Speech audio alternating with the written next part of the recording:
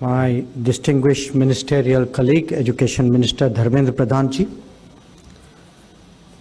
Lieutenant Governor Jammu and Kashmir, Manoj Sinha ji, Minister of State for Science and Technology, Earth Sciences, PMO Dr. Jitender Singh ji, President ICCR Dr. Vinay Sahasrabudhe ji, Commissioner Sh. Duloo ji, Vice Chancellor Prof.N.A.Ganai ji, Excellencies, distinguished academics, senior people from the university, from the state, dear friends.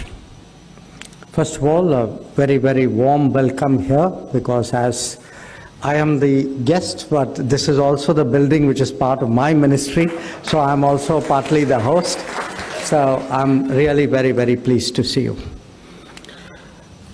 I must follow Dharmendra Pradan ji really in complimenting SKUAST-Kashmir for this initiative. Because in the 4 years that I have been Minister of External Affairs, and the 3 years before that when I was Foreign Secretary, I've never had any university of any kind approach us saying, what do we do to get more foreign students here? So I not only appreciate this initiative, but I actually, like Dharmendra Pradan ji said, I think this is an example for other universities. I hope others will follow suit. And if they do, I want to also assure them today that we will be as responsive as we are to all of you. Now, you all know that 4 years ago, a very big process of change started in Jammu and Kashmir. And that process of change was intended to ensure that the full benefits of development and progress that the rest of India had seen for many, many years were also now completely available to the people, especially to the youth of Jammu and Kashmir. And that in that sense, their being in the national mainstream was extremely important. But it wasn't just that. It was also by doing so, they would connect up with what the rest of India was connecting up, which was also to be part of the international mainstream. That what we saw with many other states and many other universities in other states, which was more international students being there and more of our students going out, it is something that we obviously would like to see in Jammu and Kashmir as well. And for me, this is not just an education event. It is not just an event of what do we do in the state of Jammu and Kashmir. It is for me a very integral part of ensuring that a very important region of India is connected, and I say this as a foreign minister, is connected to what is happening in the world. So this occasion is something which is for me of exceptional importance. Now you all know why education is important. Education is important because perhaps more than any other way, it is the path of mobility, it is the path of progress. You know, there are many of us, and I count myself, people who through education actually have come up in life. Now, education is not just a quest for knowledge. It is also a way, a pathway of awareness. And again, in a globalized world, it is absolutely essential that the young people of India are fully aware of what is happening in the world. And there is no better way of knowing what is happening in the world than to have international students among you. It's obviously many years since I was a student. But I can tell you, I still remember at that time, there were very few international students in the universities those days. But I can still remember every one of the international students who studied with me. And somewhere, you know, they connected us up. You know, I'm now talking of the period when I was in JNU. There was a student in my time from Japan. Many, many years later, I went to Japan. And there were things that that student had, you know, left in my memory in the interactions we had. And suddenly a lot of what he said came back to me. It came back to me as a way of connecting up with a place where I had just gone in with very little prior knowledge. So I see the purpose of getting more international students in our educational institutions as something hugely important, and I want to say again in this forum with the Education Minister present that we see this as a partnership between the Education Ministry and the Ministry of External Affairs, and it's our shared responsibility to ensure that this aspect of the new education policy succeeds fully. Now, where are we today? I would say, roughly speaking, for the last few years, we've had about, give or take, 25,000 international students in India. That's a very small number. It's a small number that does not do justice to our institutions, and it doesn't do justice to the world. We have today the ability to scale this up. We actually have an obligation to scale it up. And I say this because when I look at what we are doing with the world in other fields, India today has projects done or under delivery in 78 countries of the world.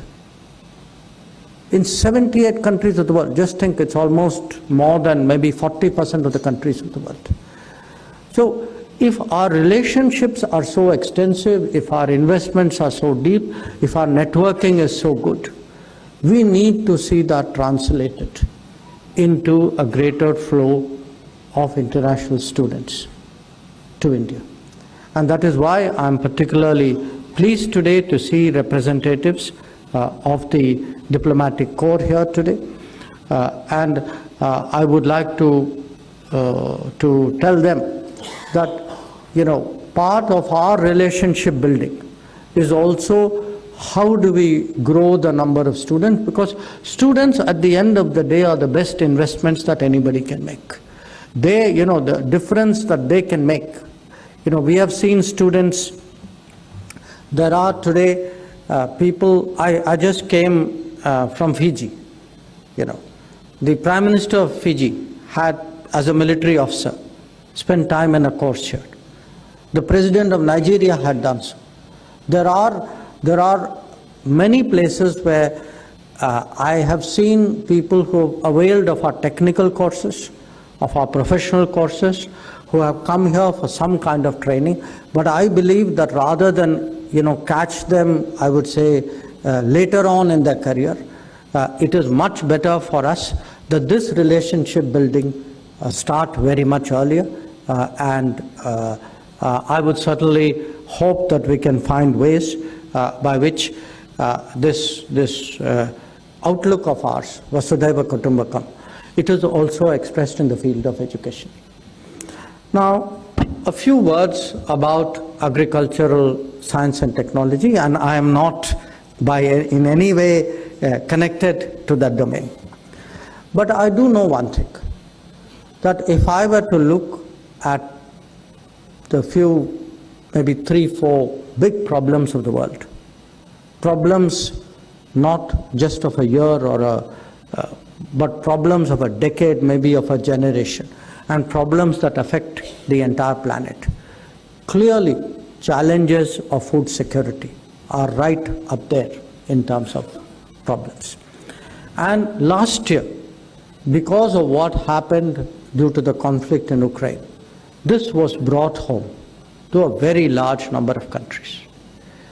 Now, there are, you know, there was a diplomatic initiative, many of you would have heard at that time, to get grain out of Ukrainian ports.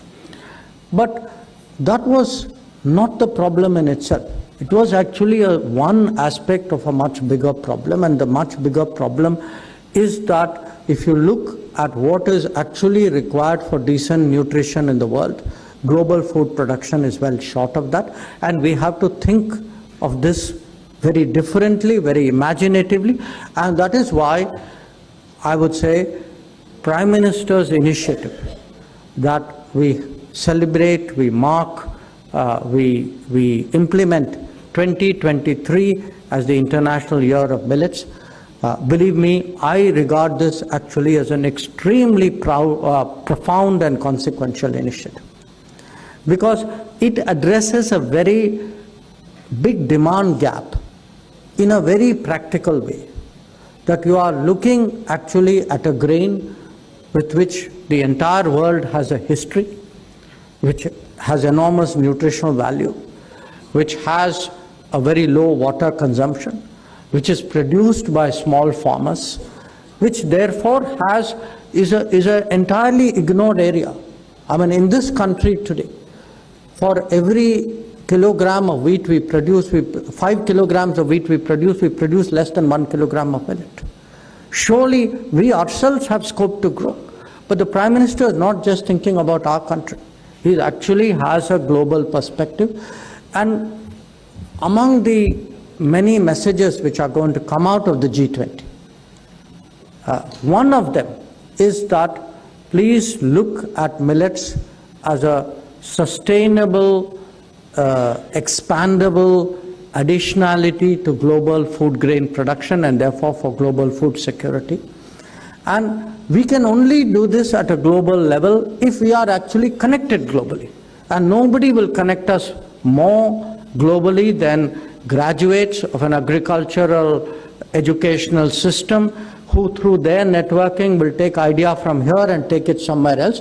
Because the reality is a very large part of the world has a history of growing millets. It is just that with the coming of wheat, many of us, them and us, we have actually lowered our production target here.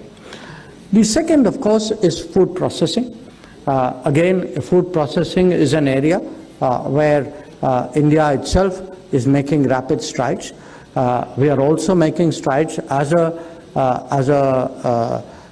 exporter of food grains, of horticultural products, of agricultural products. So when we talk about the world being a family, when we talk about getting along, a global community, finally, to me, it's the practical side of it which matters. Today's function for me has two facets to that practicality. It is one facet is the educational vehicle which will build international cooperation. And the other facet is the agricultural science and technology, because it addresses a very, very important global need in a very, very effective way. So this brings both of them together. And it not only brings both of them together, it brings both of them together in a way in which it highlights a capability of an institution in Jammu and Kashmir. So I end once again by really today expressing my very deep appreciation that we have the opportunity of hosting you in this function at your initiative, and I hope to see many, many more of them in the coming days. Thank you very much.